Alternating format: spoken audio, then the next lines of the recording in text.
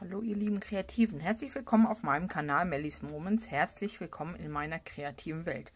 Ja, ich möchte euch ganz gerne einfach mal zwei schnelle Karten zeigen, ganz süß, ganz schnell gemacht und das kriegt jeder von euch hin, jeder Anfänger ist ganz easy und zwar kleine Vögelchen. So, hier mache ich eine Karte mit 3 Vögelchen, die sich stapeln und hier mache ich eine Karte die 2 Vögelchen, die sich anschauen. So, und das alles, was ihr machen müsst, ist, ihr malt, nehmt euch eine schöne Farbe, die euch gefällt. Ihr malt einen Kreis. Ich mache jetzt den oberen Vogel ein bisschen kleiner als den Rest. Und dann zieht ihr diesen Kreis, ich sage jetzt mal bis dahin etwa, hinaus. Und macht so eine kleine Art von Tropfenform. Ja. Vögelchen Nummer 1. Schwanz und sowas machen wir gleich in anderen Farben. Vögelchen Nummer 2. Setze ich jetzt spiegelverkehrt. Ich mal wieder einen Kreis, ein bisschen größer diesmal. Und ziehe mir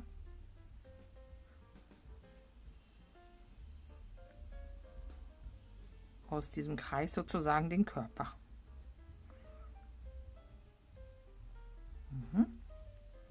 So, wenn ihr jetzt mögt, dass die Schwanzfedern, die man malt, in den Körper hinein gehen mit der Farbe, dann malt man sie jetzt schon. Ansonsten legen wir das jetzt erstmal kurz zur Seite.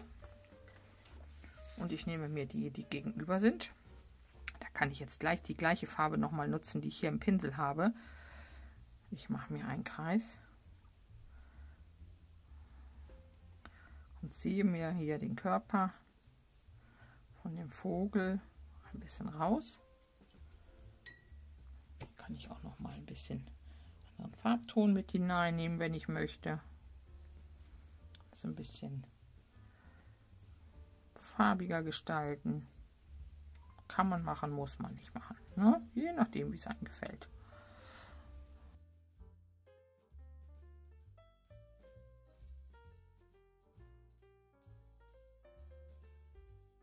Jetzt setze ich hier hinten an den einfach ein paar Federn dran. 1, 2, 3. Könnt ihr so offen lassen, wie ich es hier habe, könnt ihr aber auch geschlossen machen. Und weil es mir so gut gefällt, kriegt ihr auf den Kopf das auch nochmal. Federchen. Man kann auch das ausmalen. Nur 2, wenn man will. Aber hier ist noch ein dritter auch noch ganz schön. So, und da könnte ich jetzt auch wieder Schleifen machen, aber ich mal dem jetzt hier einfach mal so ein paar kleine Puschelhaare. Gut, bevor wir jetzt den Schnabel malen, muss es trotzdem tatsächlich erstmal trocknen. Ich gucke mal, ich male jetzt hier auch schon ein bisschen weiter. So. So kann man den Schwanz auch malen. Ja. Sieht super aus, wie das hineinläuft. Das gefällt mir auch richtig gut.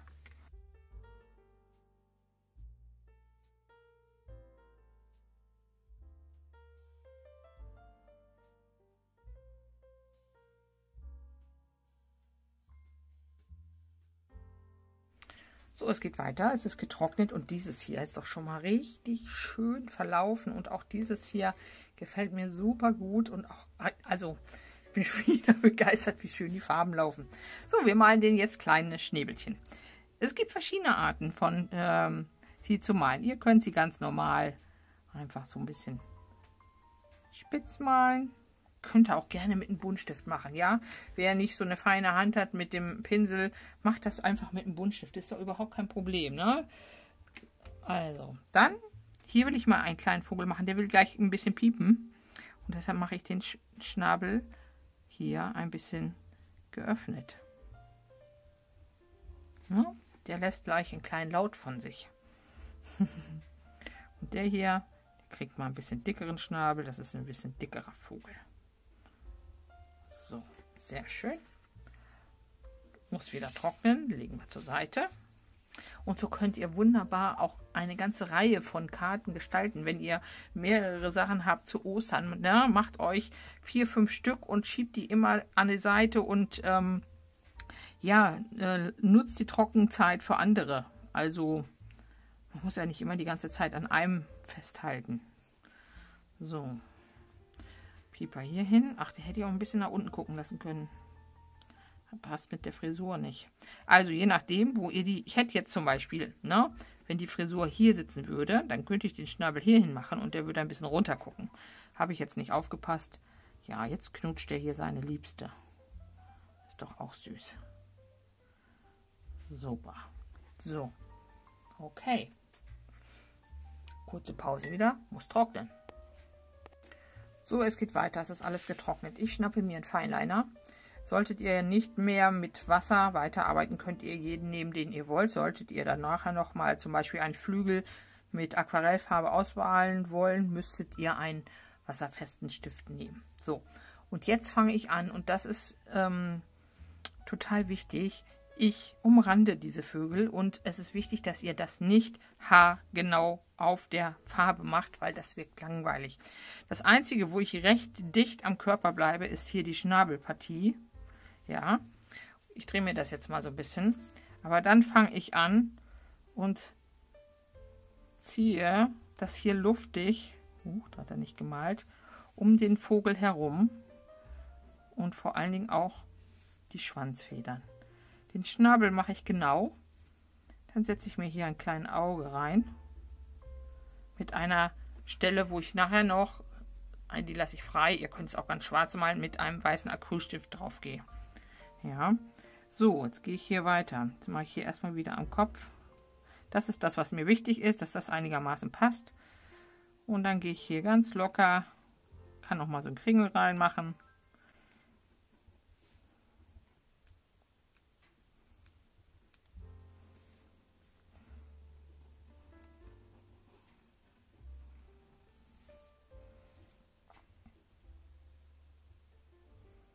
Und je nachdem, wohin ihr das Weiße vom Auge setzt, dahin guckt der Vogel. Ich zeige es euch jetzt bei diesem hier mal. Ich lasse den mal nach oben schauen.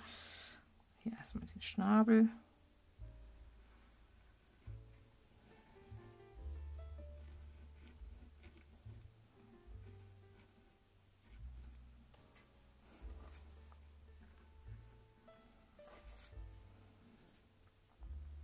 Dann setze ich das Auge und jetzt lasse ich ihn nach oben gucken.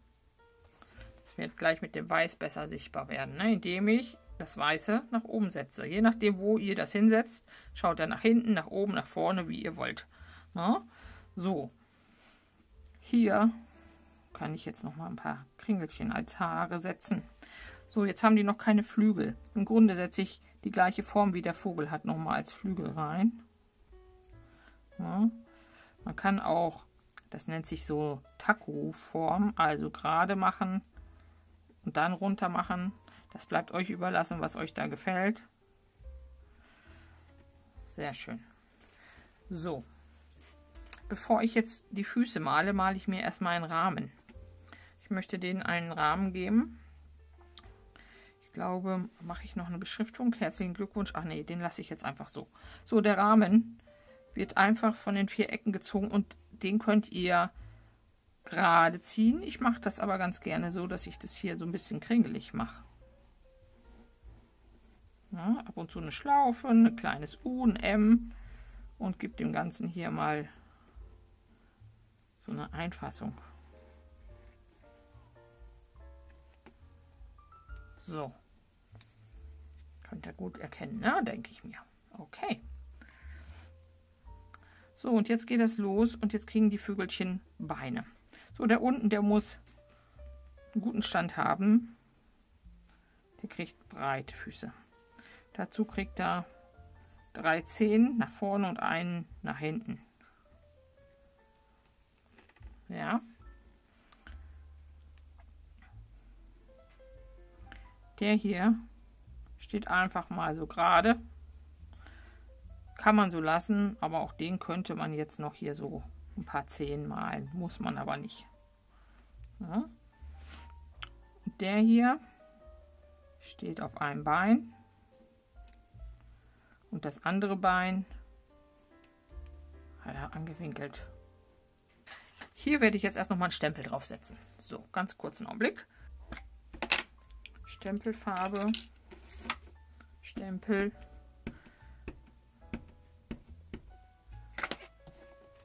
Normalerweise. Und dann setze ich den jetzt hier einfach mal oben drauf und hoffe, dass er gut druckt. Ja, halbwegs. Das wäre jetzt der Vorteil, wenn ich meinen Easy Stamp genommen hätte. Dann könnte ich auf die gleiche Stelle nochmal stempeln. Ne? Jetzt muss ich hier mal ganz vorsichtig mit dem Stift das nachziehen. Geht aber auch. So, gut.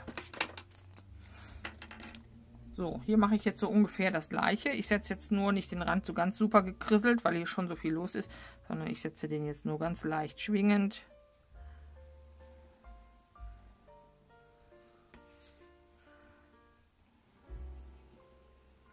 Das muss nicht akkurat gerade sein. Das sieht gerade liebreizender aus, wenn das so einen leichten Touch von Hand gemacht hat. Und das kommt durch diese leichte, krumme Geschichte. Ne? So. Genau, jetzt haben die ihren Rahmen.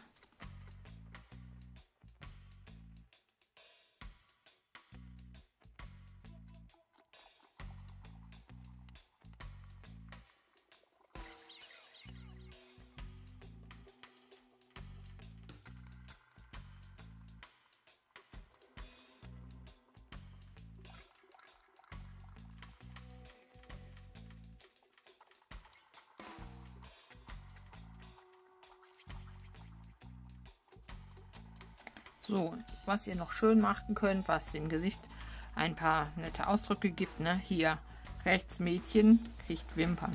Und schon sieht die total nach Mädchen aus. Voll süß. Und der kriegt eine Augenbraue. Oh, da muss man aufpassen, dass er nicht zu böse guckt. Jawohl. Die hat auch hier ein schönes Muster gekriegt, ne? Ah, ein Traum.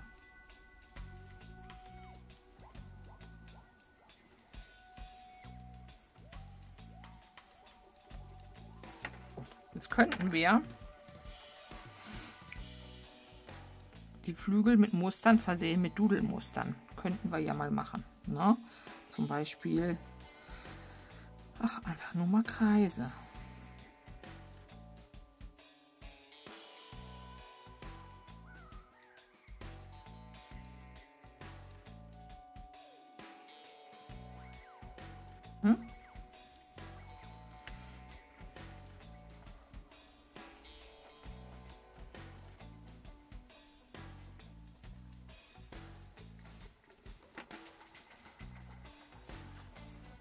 Total süß. Hier werde ich gleich noch mal meine Acrylstifte rausholen für die Flügel und mache dann noch ein paar Muster rein. Ihr könnt es so machen, aber ihr könnt es auch anders machen. So, was uns jetzt noch fehlt, ist hier so ein bisschen Füllung. So ein paar Kleinigkeiten, die das Ganze noch ein bisschen süßer machen. Zum Beispiel, finde ich, machen wir hier mal einen kleinen Marienkäfer hin.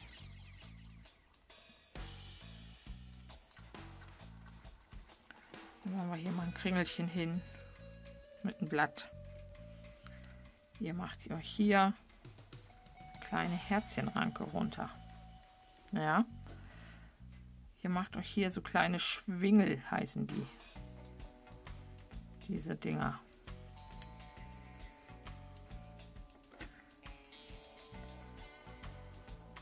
Einfach nur mal ein paar Grashalme gehen auch. Man kann hier jetzt noch ein bisschen Grün hinschattieren, wenn man möchte. Dann mache ich ganz gerne so eine, die sehen aus wie so ein bisschen Löwenzahn. Also ihr macht einen Strich, ihr macht jetzt ganz viele kleine Strichlein drumherum und um die setzt er ganz viele Pünktchen.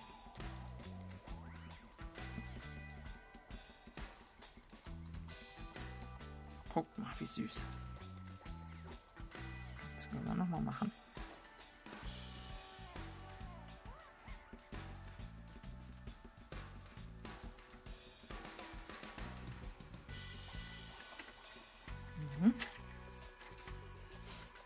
Könnten hier noch ein kleines Vogelhaus reinhängen. Auch süß. Ganz einfach. Hier mal ein Dreieck, das Dach, mit einem inneren Dreieck. Ein Kasten. Wenn ihr wollt, unten noch mal so eine kleine Kante dran. Ihr malt euch ein Loch mit einem Pika. Und wenn ihr wollt, malt ihr sowas wie einen Gartenzaun drauf. Genau.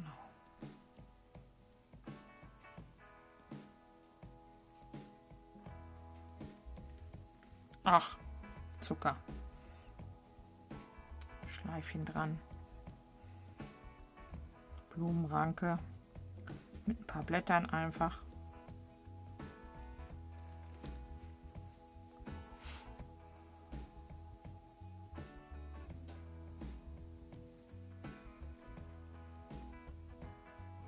Malt ruhig über euren Rahmen raus. Ne? Das gibt so ein bisschen Lebendigkeit. Wir könnten auch hier noch das einkringeln lassen. Ist auch süß. Guck mal. Ganz, ganz, ganz süß. Ach, hier können wir auch eine Schleife dran machen. Genau, und das kann man jetzt noch mit Buntstiften dann ein bisschen verschönern. Und was halt auf jeden Fall fehlt, hier das Weiße der Augen nicht vergessen, denn das bringt jetzt erst Leben in die ganze Geschichte hinein. Ne? Hier habe ich meine ganze Kiste voll mit Acrylstiften. Und da können wir jetzt zum Beispiel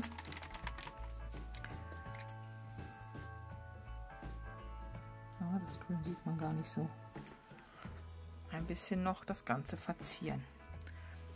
Was auch schön ist, wenn ihr einfach mit den Farben, womit ihr arbeitet, hier nochmal so ein paar Pünktchen reinsetzt.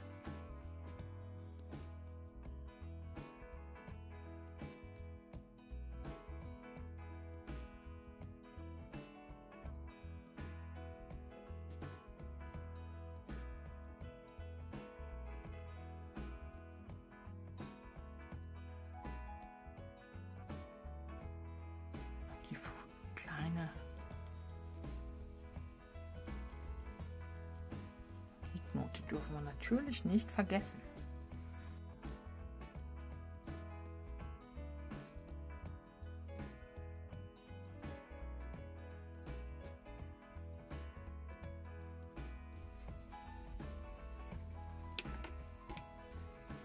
Dann die Blätterchen nicht vergessen.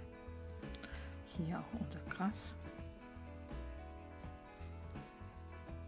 Das sind Acrylstifte. Wenn ich möchte, kann ich das jetzt auch noch ein bisschen verziehen.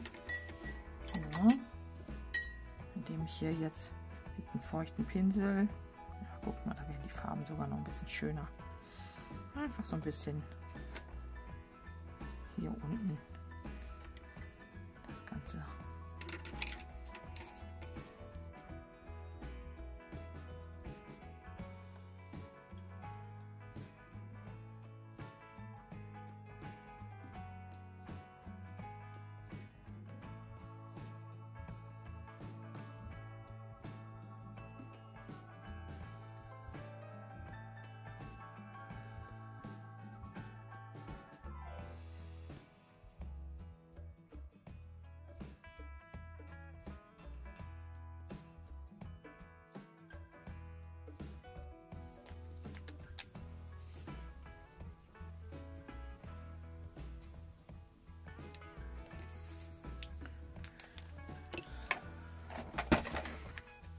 So, ihr Lieben, ganz fix, ganz schnell, ganz einfach gemacht, kriegt jeder von euch hin.